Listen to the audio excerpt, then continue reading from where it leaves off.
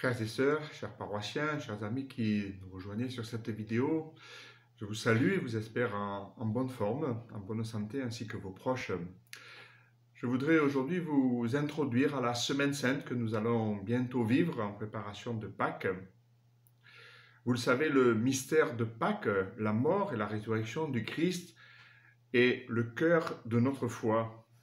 Mais c'est d'abord le cœur des évangiles. C'est à partir de ce noyau-là qu'ont été écrits ensuite les évangiles avec la vie de Jésus et même son enfance. Et c'est donc aussi forcément le cœur de la liturgie. C'est le missel lui-même qui nous le dit, je le cite. De même que le dimanche constitue le sommet de la semaine, de même la solennité de Pâques constitue le sommet de l'année liturgique. Et donc rapidement, autour de Pâques se développe ce qu'on appelle le triduum, les 3 jours, jeudi, vendredi, samedi, dimanche, c'est un jour. Ensuite, le carême sur les 40 jours, et puis même le temps pascal sur les 50 jours qui conduisent jusqu'à Pentecôte. On retrouve un peu cela au niveau de la fête de Noël, avec le temps de l'Avent. Là aussi, il y a non pas une vigile, mais une veillée de Noël, le jour de Noël, et puis le temps de Noël qui permet de déployer cette fête de Noël. Pâques, rapidement, deviendra le jour des baptêmes, d'abord bien sûr des adultes dans les premiers temps de l'Église, et puis ensuite aussi des familles, notamment quand la foi chrétienne pourra s'exprimer plus facilement au grand public. Ensuite, le carême devient donc la préparation au baptême pour les catéchumènes, mais aussi rapidement pour toute la communauté, un temps de renouvellement et de ressourcement aux engagements et aux promesses baptismales. C'est ce que nous refaisons encore dans chaque vigile de Pâques. On sent donc que ce temps-là est très riche de sens et de symboles. Il y a les 40 jours de carême, chiffre important, mais il y a aussi les 3 jours du triduum, mais il y a aussi les 8 jours de l'octave de Pâques, et encore les 50 jours du temps pascal qui mène jusqu'à Pentecôte. Voilà, donc il y aura 2 vidéos parce que c'est très riche à développer. Celle-ci, où je vais plutôt développer un petit peu le rameau et puis la messe chrismale, et puis samedi un peu plus sur le triduum. Donc, le dimanche des rameaux et de la passion du Seigneur. Il faut bien garder les deux et c'est très important.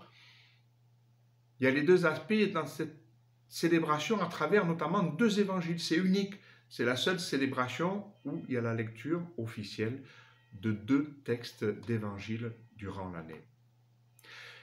Vous le savez, le premier évangile, c'est l'entrée de Jésus à Jérusalem. Et selon les années ABC, on lit les textes dans les évangiles de Matthieu, Marc ou Luc. Ensuite, il y a toujours le chapitre 50 d'Isaïe, c'est le serviteur souffrant qui annonce bien sûr tout ce que Jésus va vivre de façon prophétique. Ensuite, le psaume 21, on le connaît bien, « Mon Dieu, pourquoi m'as-tu abandonné ?» que Jésus va prier sur la croix. Et puis, le second chapitre de la lettre aux Philippiens, qui rappelle justement ce mystère de Pâques.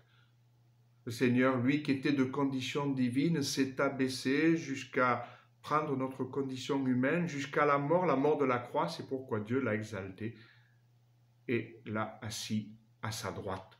C'est tout le mystère de Pâques qui nous est rappelé là dans ces quelques mots de Saint Paul. Et puis, bien sûr, l'évangile de la célébration, dont le 2e évangile, c'est toujours le récit de la passion fait à plusieurs voix, et là aussi dans Matthieu, dans Marc ou dans Luc, selon les années A, B ou C.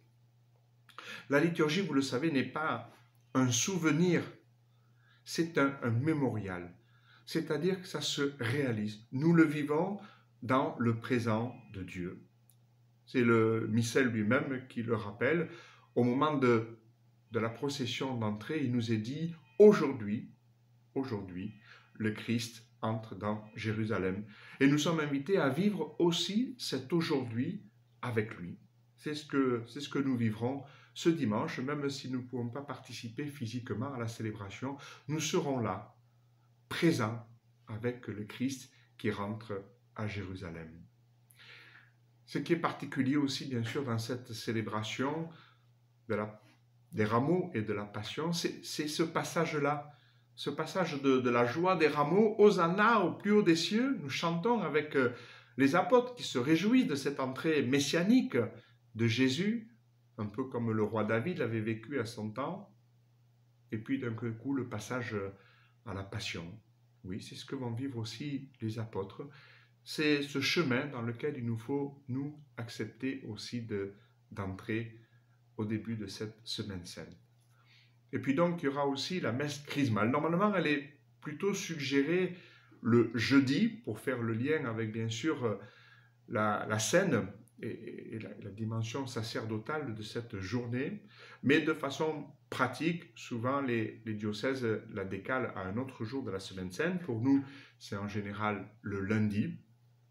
Et donc, c'est un moment très fort aussi où nous nous retrouvons à la cathédrale, le siège de l'archevêque, avec l'archevêque qui préside, tous les évêques, tous les prêtres qui sont là présents, tous les diacres permanents aussi, et puis toutes les paroisses qui sont représentées à travers leurs délégués, tout le peuple de Dieu qui est là. C'est vraiment l'Église diocésaine rassemblée. Le missel, là aussi, nous introduit la messe chrismale au cours de laquelle l'évêque consacre le Saint-Crème et bénit les autres huiles, doit être tenue pour l'une des principales manifestations de la plénitude du sacerdoce de l'évêque et le signe de l'union étroite des prêtres avec lui. Au niveau des lectures, bien sûr, on y fait allusion à l'onction, à la fois à l'annonce, à la prophétie de David, donc qui est dans Isaïe, et puis ensuite le Christ qui, à Nazareth, vous le savez, va reprendre pour lui cette prophétie.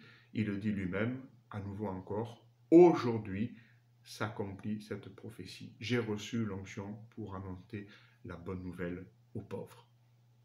Il y a donc la prophétie d'Isaïe qui se réalise en Jésus, et ensuite qui va se réaliser en nous-mêmes, qui avons reçu aussi l'onction du Saint-Crème. Donc vous le savez, durant cette célébration, cette belle célébration, il y a d'abord la bénédiction de l'huile des malades, qui rappelle, si vous voulez, la consolation qui est donnée aux malades dans les moments d'épreuve, et nous pouvons y penser dans cette période que nous vivons particulièrement. Il y a l'huile des catéchumènes, c'est plutôt le symbole de la force pour le combat contre le mal. Et puis il y a, non pas la bénédiction, mais la consécration, hein, comme pour l'Eucharistie, la consécration du Saint-Crème avec son parfum.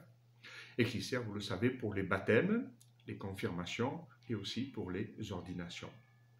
Il y a là de présent tous les délégués des services diocésains, notamment ceux qui ont en charge les malades ou ceux qui ont en charge le catéchuménat, et puis souvent des confirmants ou des prêtres qui vont être ordonnés, qui viennent présenter l'huile pour le Saint-Crème.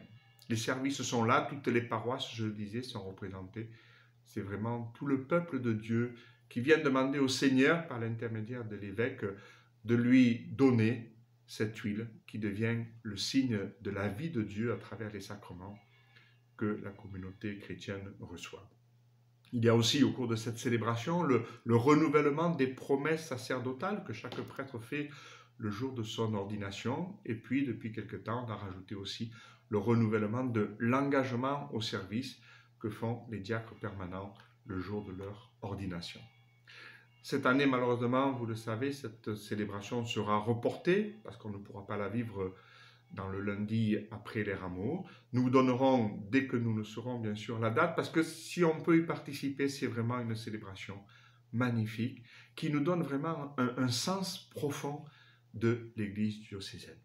Voilà, donc la prochaine vidéo dans 2 jours, ce sera au sujet du Triduum pascal. Mais pour finir cette rencontre, comme je le fais chaque fois, je vous donne la bénédiction du Seigneur. Le Seigneur soit avec vous et que Dieu, dans l'amour et tout-puissant, vous bénisse, vous garde, vous protège, vous et vos proches, le Père, le Fils et le Saint-Esprit. Amen. Voilà, soyez bien dans la paix du Seigneur et à très bientôt. Au revoir, bonne journée, prenez soin de vous et prenez soin des autres.